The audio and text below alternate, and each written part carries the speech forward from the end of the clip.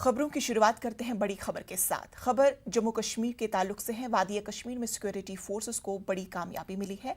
Forces ने जैश ए मोहम्मद के एक आला कमांडर शमीम सोफी को हलाक कर दिया है। जनूबी कश्मीर में त्राल के तिलवानी मोहल्ला वागड़ इलाके में एक एनकाउंटर के दौरान सोफी को हलाक किया गया है। वाज़ेह है कि इलाके में मिलिटेंटों की मौजूदगी से मुतालिक एक इत्तला के बाद फोर्सेस ने ऑपरेशन शुरू किया था। इसी दौरान मिलिटेंटों और फोर्सेस के बीच गोलियों का तबादला हुआ। इसमें एक मिलिटेंट कमांडर हलाक हो गया। दूसरी बड़ी खबर, एनआईए ने आज भी जम्मू कश्मीर के 2 मकामात पर छापे मारे। टीआरएफ केस के ज़िम्न में छापेमारी की गई।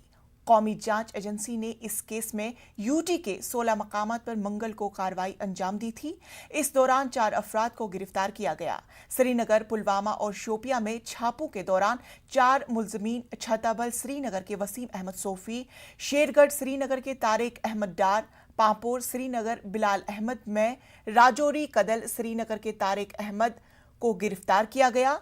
जम्मू कश्मीर में तशद्दुद और इंतहा पसंद सरगर्मियों की साजिश के इल्जाम में ये गिरफ्तारियां अमल में लाई गई है। इब्तिदाई जांच में ये पता चला कि गिरफ्तार मुलजमीन मुख्तलिफ मिलिटेंट तंजीमों के मुआविन की हैसियत से काम कर रहे थे। दस्तावेजात, इलेक्ट्रॉनिक आलात, मुश्तबा माली लेन देन के रिकॉर्ड्स को जब्त किया गया है। मुल्क मुखालिफ सरगर्मियों को अंजाम देने वाली तंजीम सिख फॉर जस्टिस के खिलाफ एनआईए ने अहम पेशरफ्त की है। एनआईए की एक आला सतह की टीम कनाडा जाएगी। ये टीम खालिस्तानी मिलिटेंटों की फंडिंग का जायजा लेगी। सिख फॉर जस्टिस तंजीम पर हिंद मुखालिफ सरगर्मियों के लिए खालिस्तानी मिलिटेंटों को फंड फराहम करने के इल्जाम है। SFIJ से जुड़ी कई गैर सरकारी तंजीमें भी एनआईए की रेड पर है। लखीमपुर सान्हा पर राहुल गांधी की क़यादत में सदर जमहूरिया रामनाथ कोविंद से कांग्रेस के वफ्द की मुलाकात हुई। वफ्द ने लखीमपुर सान्हा के अहम मुल्जिम आशीष मिश्रा के वालिद ममलिकती वजीर अजय मिश्रा की बर्खास्तगी का मुतालबा किया। वहीं सुप्रीम कोर्ट के 2 मौजूदा जजों से इंक्वायरी की मांग भी की गई। कांग्रेस के वफ्द में प्रियंका गांधी समेत कांग्रेस के सीनियर लीडरान भी मौजूद थे। सदर जमहूरिया ने यकीन दिलाया कि वो इस हवाले से हुकूमत से बातचीत करेंगे। जिन परिवारों के सदस्यों को कुचला गया था, उनके हम घर गए और उनसे बातचीत करने के बाद उन्होंने हमें बताया कि वो 2 चीजें चाहते हैं। पहली चीज, वो न्याय चाहते हैं। वो चाहते हैं कि जिस व्यक्ति ने ये हत्या की है उसको सजा मिले। तो हमने राष्ट्रपति जी से कहा कि देखिए, जब तक ये व्यक्ति मंत्री है तब तक न्याय नहीं मिल सकता है। इस मंत्री को हटा देना चाहिए और सुप्रीम कोर्ट के 2 सिटिंग जजेस की इंक्वायरी होनी चाहिए और जिन्होंने भी ये हत्या की है, मर्डर किया है, उनको सजा मिलनी चाहिए। सिटिंग जजेस द्वारा जांच की जाए, एक निष्पक्ष जांच हो। और सबसे महत्वपूर्ण मुद्दा उन्होंने ये उठाया कि जो गृह राज्य मंत्री हैं देश के, जो अपराधी के पिता हैं, उनकी बर्खास्तगी की जाए। उनका ये मानना है कि जब तक इनकी बर्खास्तगी नहीं होगी तब तक निष्पक्ष जांच नहीं हो सकती और अपराधियों को सही सजा नहीं मिलेगी। शहीदों के परिवार हैं, उनकी ओर से, क्योंकि वो यहाँ नहीं आ सकते राष्ट्रपति जी के से मिलने के लिए, उनकी ओर से हमने उन्हीं की मांग उठाई है और हमें आशा है कि राष्ट्रपति जी इसके बारे में कार्रवाई जल्दी ही करेंगे। उन्होंने आश्वासन दिया कि आज ही वे सरकार से इस पर चर्चा करेंगे। लखीमपुर सान्हा पर सदर जमहूरिया रामनाथ कोविंद से कांग्रेस वफ्द की मुलाकात पर मरकजी वजीर मुख्तार अब्बास नकवी ने तंज किया। उन्होंने इसे सियासी परेड करार दिया है। इस हवाले से न्यूज़ 18 से खास बातचीत की। परिवार की पॉलिटिकल परेड है और उस परिवार की पॉलिटिकल परेड का एक कंपटीशन चल रहा है। कांग्रेस की स्थिति ये हो गई कि बिना कैडर की कांग्रेस हो गई है। अब बिना कैडर की कांग्रेस में भाई बहन जो है, वो कोई बहन कहीं घूम रही है, भाई कहीं घूम रहे हैं। उनके जो है वो जीजा जी कुछ और बयानबाजी करते रहते हैं। तो ये जो ये परिवार का जो पॉलिटिकल परेड है, इससे जो है वो किसी तरह का उनको कोई फायदा होने वाला नहीं है। उसी के साथ कानून अपना काम कर रहा है, जो गुनाहगार होगा वो बचेगा नहीं, ये बात उनको भी अच्छी तरह मालूम है। लेकिन उसका भी हम कैसे पॉलिटिकल लाभ लेने की कोशिश करें। अरे भैया, और भी जगहों पे हुआ है, जो वहां हुआ है वो बिल्कुल जस्टिफाई नहीं किया किसी ने, किसी बीजेपी के लीडर ने नहीं किया, किसी सरकार के व्यक्ति ने नहीं किया। लेकिन जो और जगहों पे हो रहा है उधर भी नजर डालो ना। और जगहों पे चुनाव नहीं है इसलिए आप उधर नजर नहीं जा रही है आपकी। जहां चुनाव है वहीं पे आप चकल्लस करेंगे। लखीमपुर सान्हा पर एसपी सरबराह अखिलेश यादव ने योगी हुकूमत को तनकीद का निशाना बनाया। उन्होंने कहा कि आज बीजेपी किसान को कुचला है, कल आईन को अपने पैरों तले रोंदेगी। अखिलेश ने वोट के जरिए बीजेपी को हटाने की लोगों से अपील की। भारतीय जनता पार्टी जिस तरीके से 3 काले कानून लाई है वो किसानों को कुचल देगी, उसी तरीके से जिस तरीके से लखीमपुर में किसानों को कुचल करके हत्या की। अभी तो किसान कुचले गए हैं, कानून कुचला गया है और हो सकता है ये संविधान को भी कुचल दें। इसलिए भारतीय जनता पार्टी को वोट की ताकत से हटाने का काम करें। इंडियन ऑयल कंपनी को ये इतला मिल रही थी कि मार्केट में कुछ लोग कंपनी के जाली रैपर्स का इस्तेमाल करके नकली मोबाइल ऑयल फरोख्त कर रहे थे, जिसके बाद इंडियन ऑयल हुकाम ने कार्रवाई करते हुए छापा मारा और नकली मोबाइल ऑयल बनाने वाली 2 फैक्ट्रियों का इंकिशाफ किया है। वहां से हम लोग को 2 करोड़ से ऊपर का माल मिला है कबीरनगर से। सेकंड पोजीशन मसूरी से हम लोग को 2 ट्रक माल मिला है, जो आप देख सकते हैं उतरते हुए। यहाँ की भी अगर हम वैल्यू की बात करें, यहाँ की भी वैल्यू करोड़ों रुपये से ऊपर का वैल्यू। तीसरा, हम लोगों ने रेट साइमल्टेनियसली रेट किया है पिलखुआ जगह पे, जहाँ पे हम लोग को 550 ड्रम भरे हुए, 250 ड्रम खाली और 2 टैंकर 10-10 हज़ार लीटर के नकली ऑयल के पाए गए। ये एक पूरा रैकेट था जो पूरे इंडिया लेवल पे चल रहा था। आज हम लोग किसी तरीके से इसको पकड़ने में कामयाब हो पाए। कोरोना और लॉकडाउन के सबब मुल्क के मायशी हालात असरअंदाज हो चुके हैं, जबकि आम लोगों की सूरत हाल इस कदर खराब है कि वो वक्त पर इलाज वगैरह भी नहीं कर पा रहे हैं। ऐसे ही लोगों की मदद के लिए वहदत इस्लामी हिंद ने आखुला में तिबी इमदाद शुरू की। इसी की एक कड़ी में आंखों की जांच का एक कैंप रखा गया। वहदत इस्लामी की जानिब से मुनक़िदा इस कैंप में सैकड़ों अफराद ने इस्तिफादा हासिल किया। और आंखों की जांच और उसका इलाज एक इंसान के लिए और एक दरमियानी बजट वाले किसी भी नागरिक के लिए, चाहे वो हिंदू हो या मुस्लिम हो या देश का कोई भी नागरिक हो, उसके लिए बहुत बड़ी अहमियत रखती है आंख। और कोरोना काल की वजह से जो पैसों का प्रॉब्लम आया है, जो फाइनेंशियल क्राइसिस आए हैं, तो वहदत इस्लामी ये चाह रही है कि अपने कुछ सपोर्टर की तरफ से, इसमें Surya foundation Akola, nice bakery वाले हाजी सलीम साहब, ये भी हमको सपोर्ट करते हैं और इस तरह बहुत सारे साथी हैं जो हमको सपोर्ट करते हैं। हम दुआ करते हैं कि अल्लाह ताला उन तमाम की कोशिशों को और उनके ताउन को कबूल करे। ब्रेक के बाद इस्तकबाल। मुल्क में महंगाई मुसलसल बढ़ रही है। पेट्रोल और डीजल की कीमतें हो या सीएनजी, पीएनजी और एलपीजी, गर्ज कीमतों में आग लगी है, जिसका असर अशियाई खुर्दानी पर पड़ रहा है। पिछले कुछ दिनों से सब्जियों की कीमतों में जो इजाफा देखा जा रहा है, उससे भी आवाम परेशान है। गुज़श्ता 3-4 दिनों में सब्जियों की कीमतों में इजाफा हुआ।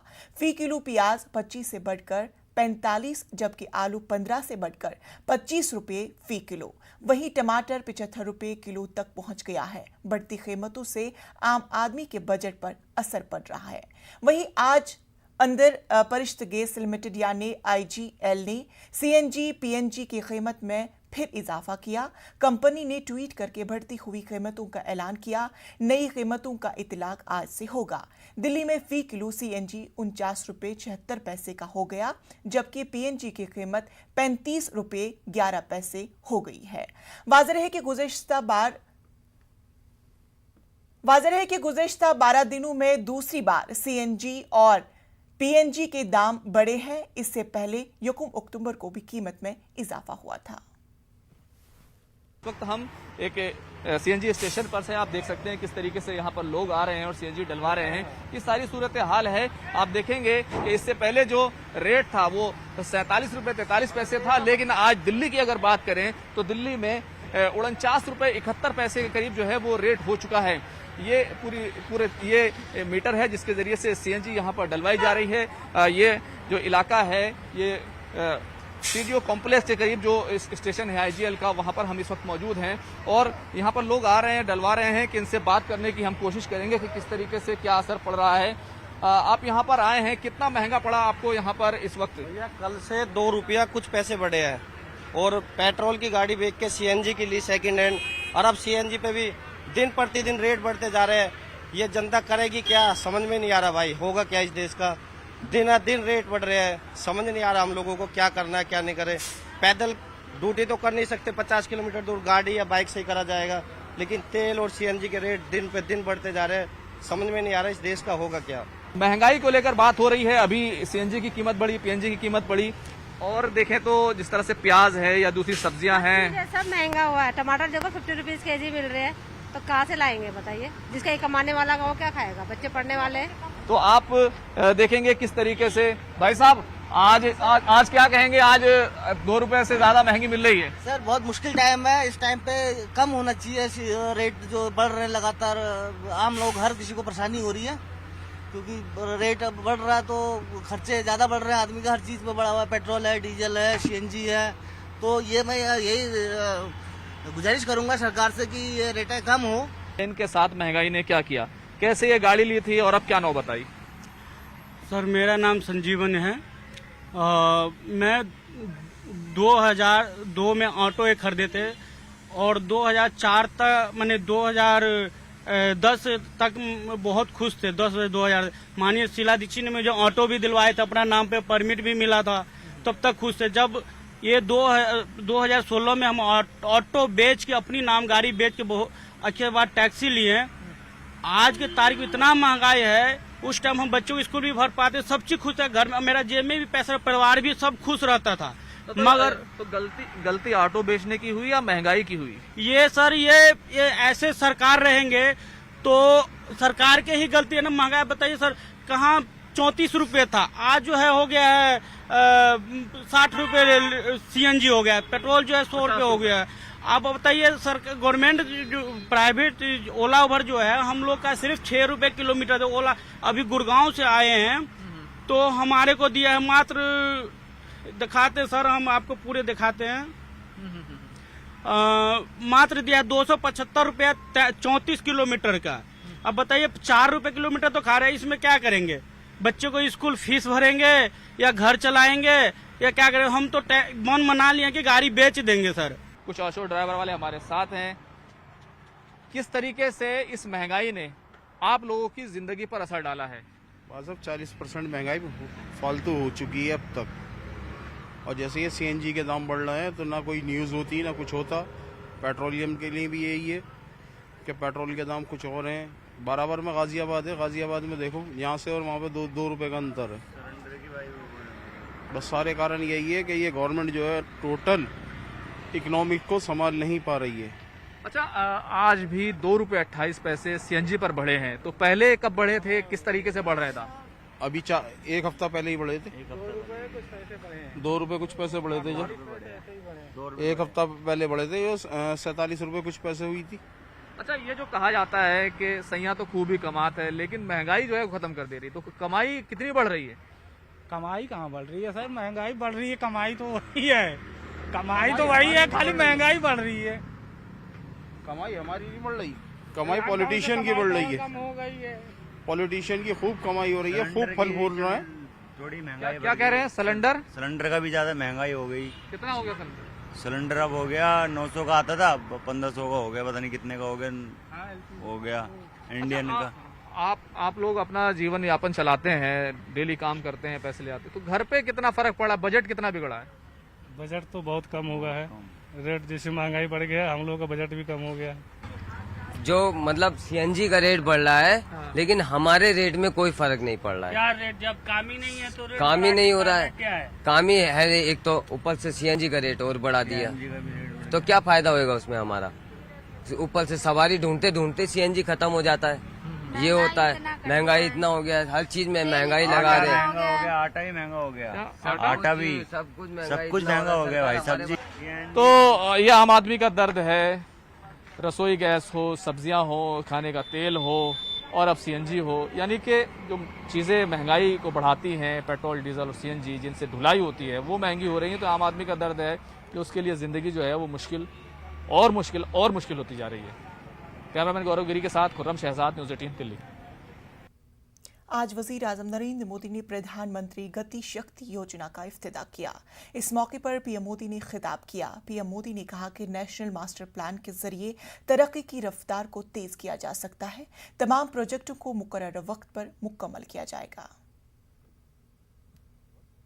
आज समय की मांग है कि भारत में सीमलेस कनेक्टिविटी बढ़े, लास्ट माइल कनेक्टिविटी और मजबूत हो। इसलिए ये पीएम गति शक्ति नेशनल मास्टर प्लान बहुत बड़ा और बहुत ही महत्वपूर्ण कदम है। इस दिशा में आगे जाने बढ़ने पर हर प्रकार का इंफ्रास्ट्रक्चर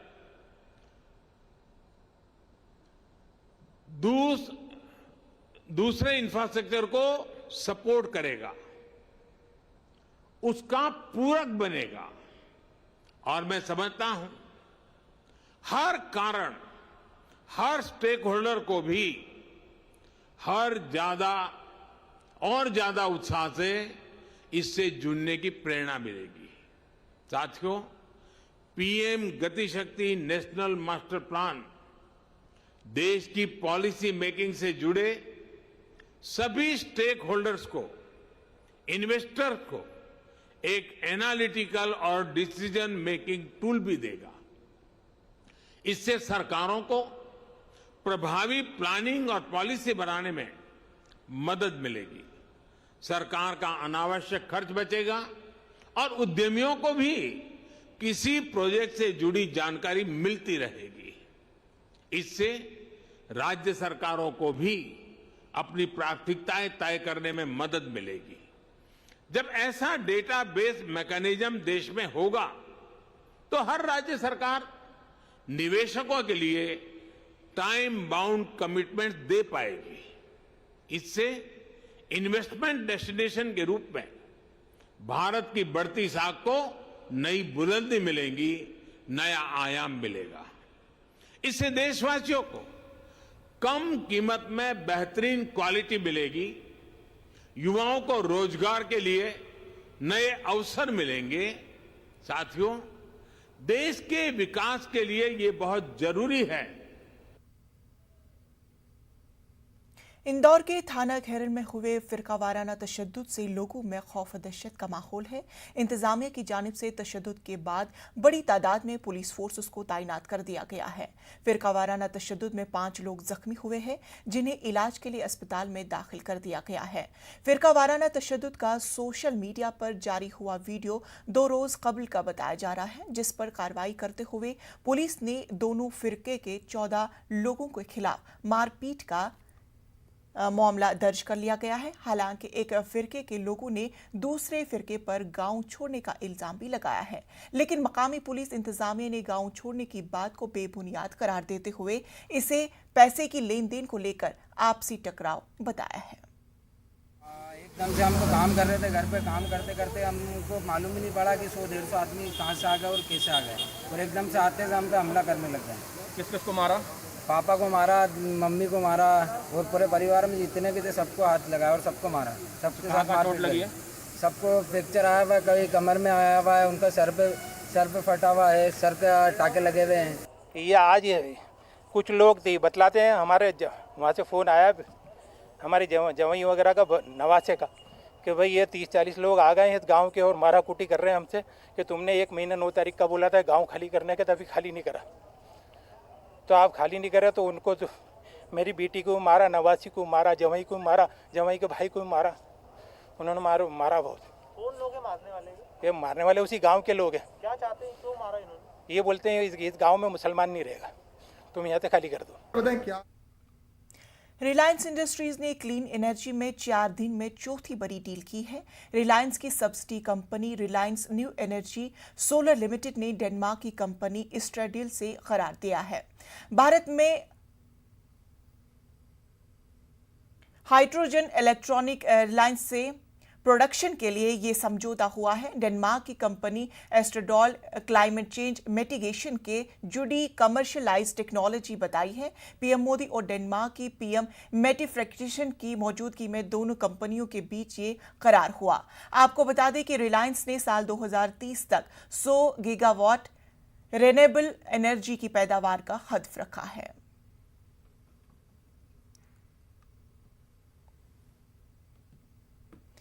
कोरोना वबा के दौरान बाहमी इमदाद व इन्हसार का जज्बा मुस्तकिम हुआ है। मुल्क इस वबा से मुत्तहिद होकर मुकाबला कर रहा है।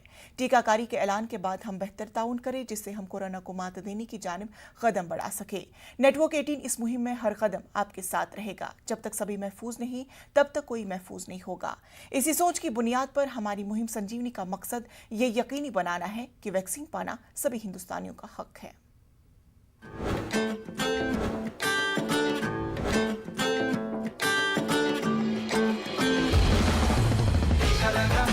टीका लगा